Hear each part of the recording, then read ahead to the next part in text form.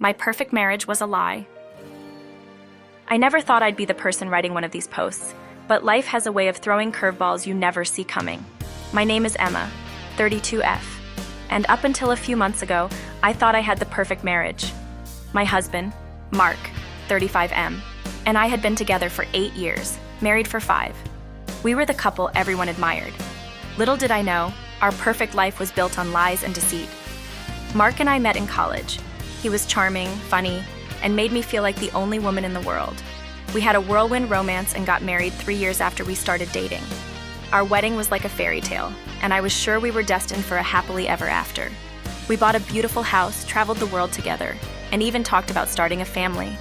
Everything seemed perfect, but that was only on the surface. About 6 months ago, I started noticing subtle changes in Mark's behavior. He became more distant, spending long hours at work and often coming home late. He was always glued to his phone, quickly locking it whenever I came near. When I asked him about it, he brushed it off as stress from work. I wanted to believe him, so I did. One day, Mark mentioned he had to go on a business trip for a few days. He'd been taking more trips than usual, but I didn't think much of it. However, something about this trip felt off. Call it intuition or paranoia, but I decided to do some digging.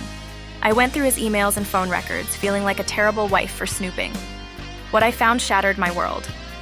There were dozens of emails and messages to a woman named Rachel. They were explicit and clearly indicated an ongoing affair. My heart sank as I read through their conversations, detailing rendezvous, intimate moments, and even plans for a future together. Mark wasn't just cheating, he was leading a double life. I was devastated. The man I loved, the person I trusted most in the world, had betrayed me in the worst possible way. I spent days in a fog of disbelief, anger, and sadness. I didn't confront him immediately. Instead, I continued gathering evidence, wanting to be sure of what I was dealing with. I took screenshots, printed emails, and even hired a private investigator to follow him. The private investigator confirmed my worst fears. Mark wasn't on a business trip. He was with Rachel in a nearby city. They had rented an apartment together and were living as a couple. The betrayal cut deep, and I knew I had to confront him, but I wanted to do it in a way that would make him understand the gravity of his actions. I waited until he returned from his business trip. That evening, I cooked his favorite dinner and acted like everything was normal. We sat at the table and I could barely keep it together. My hands were shaking, my heart was racing, but I knew I had to go through with it. After dinner, I asked him to sit down. I told him I knew about Rachel and showed him the evidence. His face went pale and he stammered, trying to come up with excuses. But there were no excuses. He had been caught. I told him to pack his things and leave. He begged for forgiveness, cried, and promised it was a mistake, but I couldn't listen to him. The trust was broken beyond repair. Mark moved out that night, and I was left alone in the house we had built together. The following weeks were a blur of tears, anger, and disbelief. I confided in close friends and family, who were all incredibly supportive. They helped me see that I deserved better and that I could rebuild my life without Mark. I decided to take some time off work and focus on myself. I enrolled in therapy, which was a lifesaver. My therapist helped me process my emotions and start the healing process. I also joined a support group for people who had experienced infidelity. Hearing other people's stories and sharing my own helped me feel less alone. During this time, I rediscovered passions I had neglected during my marriage. I started painting again, something I had loved but put aside because of the demands of married life. I also took up yoga and meditation, which helped me find inner peace and clarity. Slowly but surely, I began to rebuild my life. One day, while going through old photos, I realized how much I had changed over the years. The woman in those pictures was happy and carefree, but she had also lost herself in her marriage. I decided it was time to find that woman again. I cut my hair, changed my wardrobe, and started focusing on my career. I wanted to be the best version of myself, not for anyone else, but for me.